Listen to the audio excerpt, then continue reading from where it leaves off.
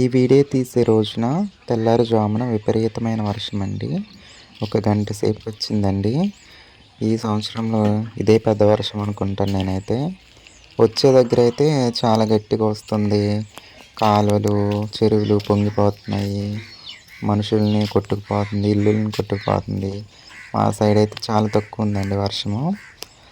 ఇంకా తెల్లారేసరికి వర్షం మొత్తం తగ్గిపోయిందండి.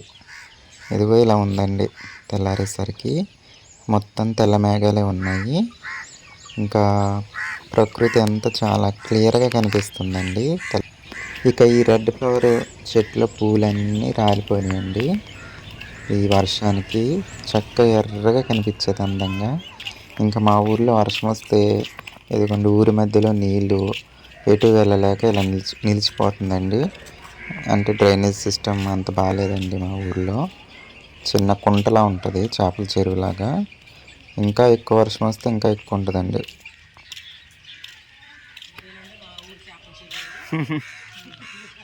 చేపల కుంట. వర్షం అయితే వచ్చింది కానీ ఏ చెరువు కూడా నిండలేదండి. ఎక్కువసేపు వస్తే నిండుతూనేమో, కాసేపు వచ్చి ఆగిపోయింది కదండి. జామునైతే విపరీతమైన వర్షం అండి. ఇప్పుడు చూసారా, దానికి డబల్ ఎండ అండి.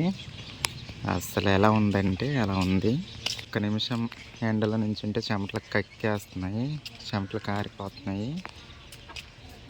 పీతలు అయితే అక్కల ఇంటి దగ్గర ఉన్నాయి. ఇగోండి పీతలు అయితే ఇవి ఒకటి మెదులుతుంది. మరి అన్ని బతుకున్నాయో సచ్చినాయో తెలియదు, చూద్దాం ఇప్పుడు. అయ్యో, కొన్నిటికి కదులుతున్నాయి, కొన్ని కదలట్లేదు, చచ్చిపోయినాయి ఏంటో.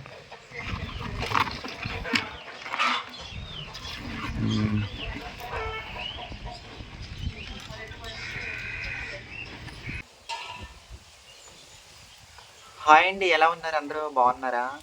మొన్న కోనసీమకి వెళ్ళామండి పనుండి. వస్తా వస్తా ధవళేశ్వరం బ్రిడ్జి మీద ఇగోండి గోదావరి పీతలండి తీసుకొచ్చాము. ఇప్పటివరకు మన ఛానల్లో నేను పీతల కూర అయితే వండలేదండి. మరి ఎలా వస్తుందో చూద్దాము. మొదటిసారి పీతల కూర వండుతున్నాను. గోదావరి పీతలండి. నాటు పీతలు అయితే వండానండి, మన ఊళ్ళో దొరుకుతాయి కదా పొలాల్లో. అవి అయితే ఇలాంటివి అయితే ఇప్పటివరకు నేనైతే వండలేదండి.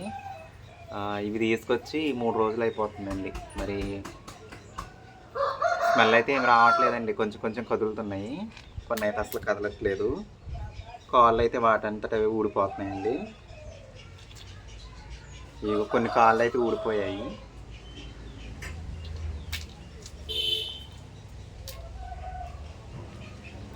మరి ఎలా ఎలా వండాలో ఒకవేళ మిస్టేక్లు ఉంటే కామెంట్ చేయండి, సరేనండి? నాకు తోచిన విధంగా అయితే నేను వండుతాను. కానీ పీతలన్నీ బ్రతికుండలేదండి. 6 పీతలు మాత్రమే బ్రతికున్నాయండి. ఇక 6 పీతలను అయితే నేను ఇలా కాళ్ళు చేతులు విరిచేసి శుభ్రం చేయడం జరిగింది. ఇలాంటి పెద్ద పీతలు నేను ఎప్పుడు శుభ్రం చేయలేదండి. నాటు పీతలు అయితే మన ఊర్లో దొరికే అయితే చాలాసార్లు శుభ్రం చేశాను, కానీ మరి ఇవి ఎలాగో కాదు, మరి చేసేసాను నాకు వచ్చినట్టు. పీతలు దేనికి దానికి ఇప్పేసి ఉండాల్సిందండి. మాకు తెలియక అలా గుత్తిలా కట్టేశారు కదా, అలానే ఉంచేసాం. దేనికి దానికి విడివిడిగా ఇప్పేసి ఉంటే బ్రతుకుదని అనుకుంటా. పాపం చాలా పీతలు చనిపోయాయండి. చాలా కాస్ట్ పెట్టి కొని తెచ్చాము. ఒక్కో దండ వచ్చేసి 200 చిల్లర పడిందండి. ఒక్కో దండ 300 చెప్పారండి. 300 చెప్తే 3 దండల మీద 650 రూపాయలు కొన్నామండి, 3 దండలు కలిపి. ఒక్కో దండ 200 కడిగితే అసలు ఇమ్మన్నారండి. 3 దండల మీద 600, ఒక్కో దండకి 10 పీతలు అనమాట. అయితే కొన్ని పీతలు ముందు రోజు వండేసారు. ఇవి నేను ట్రైల్ వేసాను అనమాట, కొన్ని ఉంచండి నేను తర్వాత వండుతాననేసి. నాకు ఖాళీ లేక 2 డేస్ అయిపోయింది తెచ్చిన తర్వాత. అందుకోసమని చాలా పీతలు చనిపోవడం జరిగిందండి. ఇంకా వాటిని అలా ఇరిచేసాక పసుపు ఉప్పు వేసి శుభ్రంగా కడిగానండి ఈ పీత ముక్కల్ని. ఒక్కో పీతను 2 ముక్కలుగా కట్ చేశానండి. మళ్ళీ చూసారు కదండి.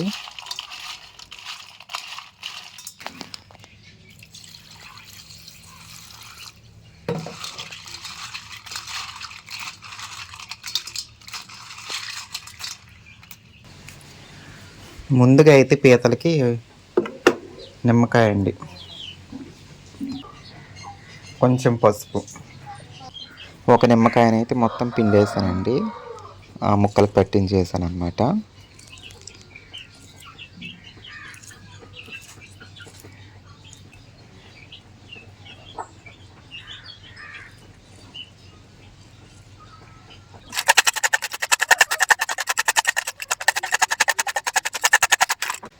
ఉల్లిపాయ అయితే ఒకటే తీసుకున్నానండి, ఎందుకంటే పీతలు ఆరే కదండి, అందుకోసం అనేసి.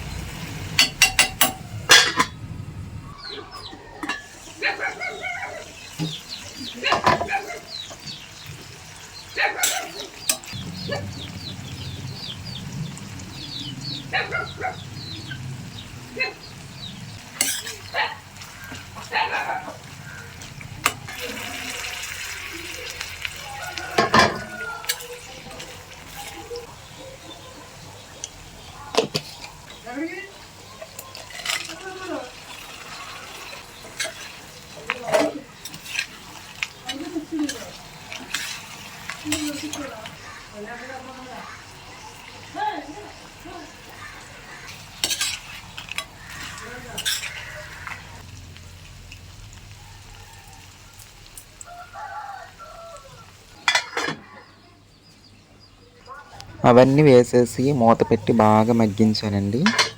మగ్గించాక అప్పుడు నీళ్ళు పోసాను అన్నమాట. అవి ఆయిల్లో, మసాలాలు, ఉల్లిపాయ పేస్ట్లో బాగా మగ్గించానండి పీత ముక్కల్ని. ఇప్పుడు నీళ్ళు పోస్తున్నాను.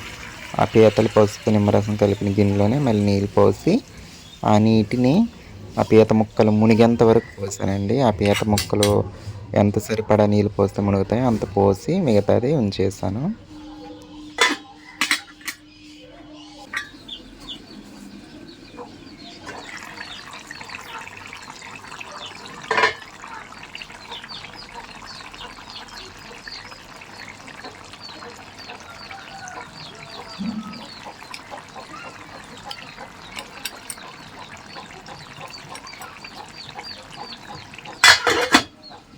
ఫైనల్గా అయితే ఇదిగోండి గోదావరి పీతల ఇగురు గ్రేవీగా కలర్ఫుల్గా కనిపిస్తుందండి.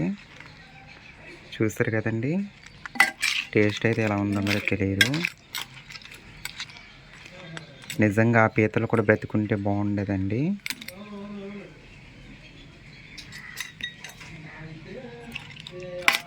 రెండు కాళ్ళు కూడా తిందాము, కొంచెం గ్రేవీ. పెద్ద కాళ్ళు ఎలా ఉందో.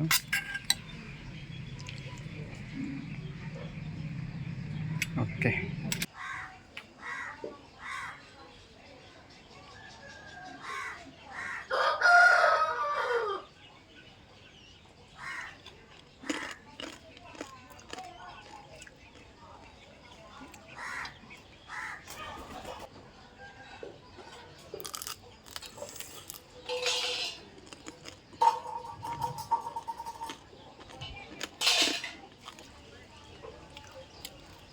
చాలా బాగుందండి. గోదావరి పీతల ఇగురు. ఇంకెలాగైనా వెరైటీగా చేయాలంటే చెప్పండి, చేస్తాను నెక్స్ట్ ఏదైనా వీడియోలో. సరేనండి, మరి ఉంటాను. మీ పల్లెటూరు అమ్మాయిని. Bye bye.